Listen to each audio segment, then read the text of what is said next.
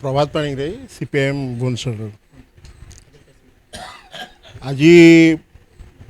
उपभोक्ता संघ विद्युत उपभोक्ता संघ आज बैठक बसला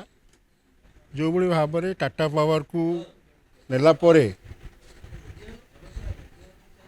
लोकों पाखे सुविधा एवं समृद्धि विद्युत जोगे सहित तार भित्तिभूमिर विकास जो कथा कही देखा बर्तमान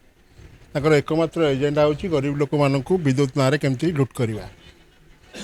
metre smart meter prepaid meter जो भाई भाव में जबरदस्त लगाउछन्ति कहया न चले विभिन्न लोकंकर घर मीटर को खराब बोली घोषणा करी तमर मिनिमम बालांस 10 पैसा पकईकरी 7,000 8,000 10,000 पकईकरी जाणी जब एमती मीटर पकाउछन्ति जेतले मीटर को लोक विरोध करुछन्ति से समय घर मीटर खराब बोली कहीकि मीटर चेंज कर लोक कंप्लेन करेंगे आम मीटर खराब होती टाटा पाखे जनइले सी मीटर लगे से मैंने चालाकी कर या विरुद्ध में आमर जहाँ निष्पत्ति विभिन्न राजनीतिक दल एवं विभिन्न गणसंगठन मान सांगे नहीं आगामी दिन में स्मार्ट मीटर विरुद्ध में विद्युत शुल्क विरुद्ध में जो भाव में घोषणा करते निर्वाचन पूर्व 300 यूनिट बिजुली फ्री करेंगे बोली। हाँ आम मोदी कही 300 यूनिट पर्यंत विद्युत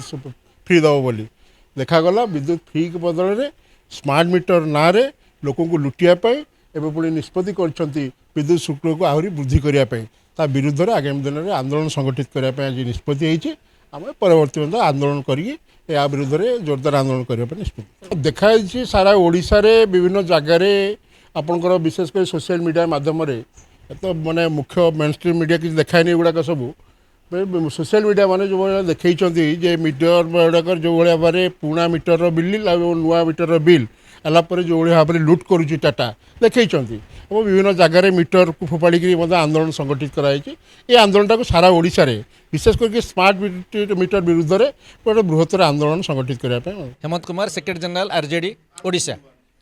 एक्चुअली विद्युत उपभोक्ता महासंघ जो डिमांड करुँच आगामी दिन में शुल्क बढ़ानी यहाँ ठीक एकदम जन आंदोलन आवश्यकता बहुत जोर अच्छी ग्रामीण विकास कृषि भित्तिक विद्युत स्टार्ट निहाती आवश्यक अच्छी किंतु सरकार ठीक अच्छे सरकार कंपानी भित्तिक अच्छी बर्तमान देखूँ जो मीटर खराब होना मीटर बदल करेसरी लोक लुटा जाऊँगी जदि ग्रामीण विकास चाहूँगी ग्रामीण